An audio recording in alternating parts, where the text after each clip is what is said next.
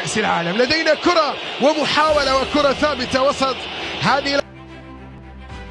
يأتي بالحديث مع اللاعبين، لوكا يترك كرته، بعد ذلك تنفذ عالية على الرأسية، المحاولة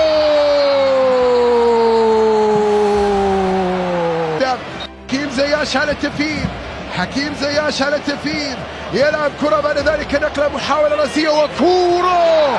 الله الله الله الله، أشرف داري رابع لكن في كأس العالم، لقاء ثالث ورابع في كأس العالم ليس في أي مسابقة أخرى، لذلك الأمر يبدو مختلف، الحضور يبدو مختلف.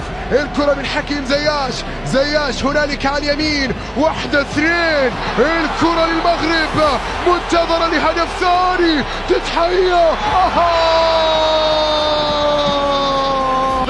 الخطورة والحذر، الخطورة والحذر، الحذر الحذر الحذر الحذر، وصلت عنده، وصلت عنده لكن أبينت منه، وصلت عنده لكن أبينت منه من بلال، عادت مرة أخرى كرواتي.